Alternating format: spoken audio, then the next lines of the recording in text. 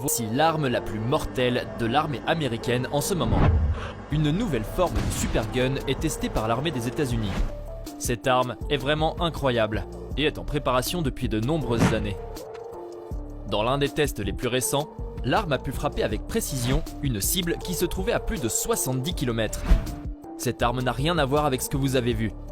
Ce pistolet est si puissant et précis qu'il a battu le record du monde pour le tir le plus précis en guidage. Comme avec beaucoup d'armes comme celle-ci, il a été testé en Arizona et est presque prêt à être envoyé en production. Ce pistolet a été conçu avec quelques caractéristiques importantes à l'esprit, dont l'une était la capacité d'attaquer les ennemis à distance de sécurité. Si cette arme est vraiment aussi efficace qu'elle en a l'air, elle protégerait les soldats contre les représailles, car l'ennemi n'aurait pas d'arme semblable qui lui permettrait de riposter. S'ils peuvent maintenir cette distance incroyable, ce serait l'équivalent de tirer avec une arme depuis la Statue de la Liberté à New York au Nouveau-Brunswick dans le New Jersey. Inutile de dire que cette arme a une grande portée.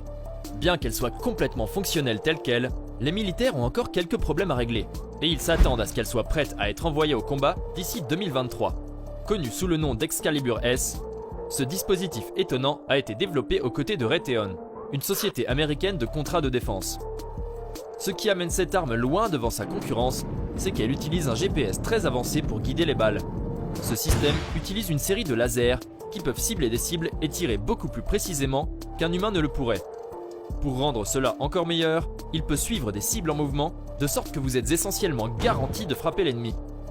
Les militaires ont parlé de cette arme incroyable et ont dit qu'ils devaient surmonter plusieurs obstacles tout en la développant. Comme vous pouvez vous y attendre, de nombreux systèmes d'armes comme celui-ci sont difficiles à créer parce que les systèmes de guidage peuvent être endommagés lorsque la balle quitte la chambre. Les pressions dans la chambre sont extrêmement élevées et peuvent entraîner des dommages à l'équipement avant qu'il ne s'approche de l'ennemi.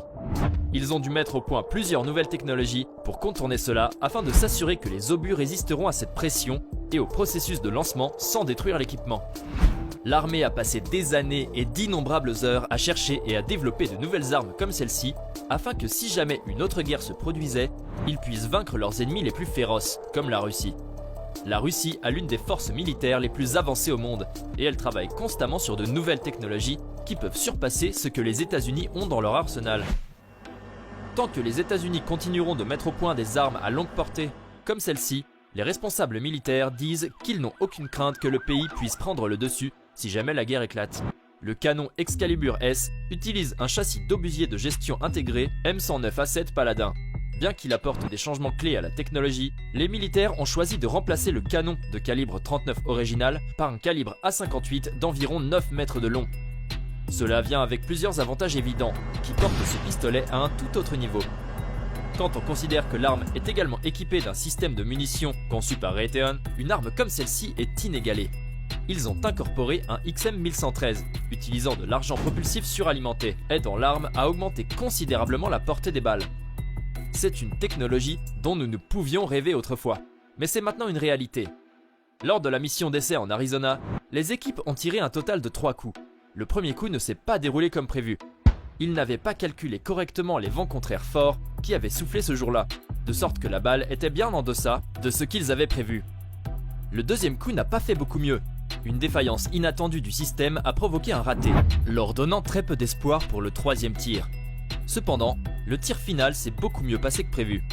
Ce tir a prouvé aux militaires qu'ils se rapprochent beaucoup plus de cette arme parfaitement réglée et presque prête à être utilisée dans des missions réelles.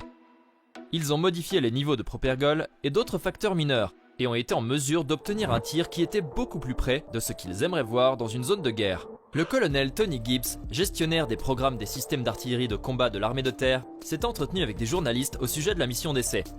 Il a dit « Cette démonstration n'est pas une destination, ce n'est qu'un point de repère dans notre campagne d'apprentissage en cours, alors que nous travaillons à réaligner la suprématie américaine dans l'artillerie à canon. » C'est certainement un grand point de connaissance pour nous aujourd'hui.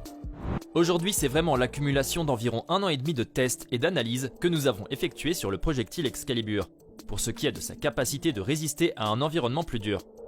Ainsi, grâce à un grand nombre d'essais et d'analyses, nous avons déterminé la vitesse initiale requise, la pression dans la chambre à laquelle le projectile peut résister et tout ce qui est réuni dans l'essai aujourd'hui. Nous l'avons tiré à la bonne combinaison de propulseurs pour fournir la bonne vitesse initiale pour atteindre la portée. Chacun des coups de feu tirés au champ de tir d'essai présentait de légères différences qui aidaient l'armée à documenter l'incidence de ces changements sur le champ de tir et la fiabilité du tir.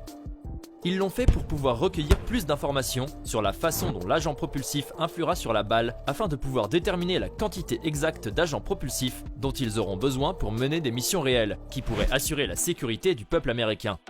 Ils ont appris beaucoup d'informations précieuses tout au long de cette mission d'essai, prouvant qu'Excalibur est capable de survivre à beaucoup de missions qu'ils ont prévues pour elle, bien qu'avec quelques modifications sérieuses, avant qu'il soit prêt à être envoyé à l'étranger dans les zones de guerre.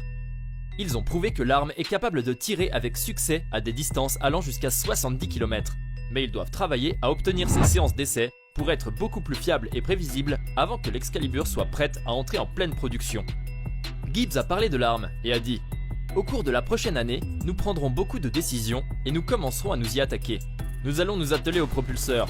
Nous allons travailler à la conception du projectile et commencer à envisager la capacité de fabrication vers la production.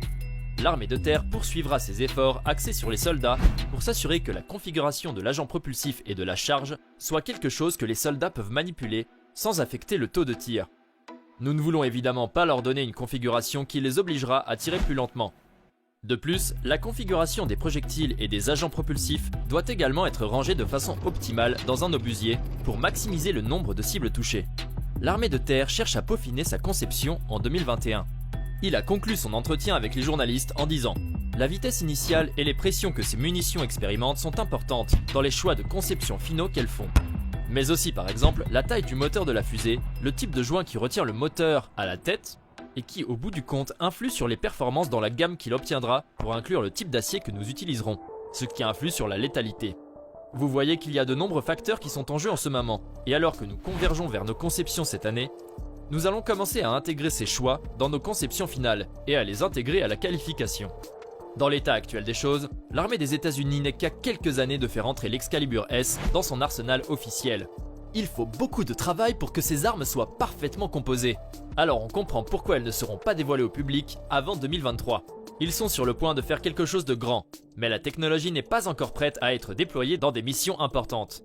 Si cette arme peut terminer ses dernières missions d'essai correctement, cela pourrait être une pièce de machine militaire qui change le monde. Considérant qu'il a déjà battu un record mondial, de nombreux pays seront probablement incapables de rivaliser avec une arme aussi redoutable pour de nombreuses années à venir. Si le principal objectif des États-Unis était de concurrencer la Russie, ils semblent l'avoir fait avec succès. Cette arme pourrait assurer la sécurité des citoyens américains pour de nombreuses années à venir.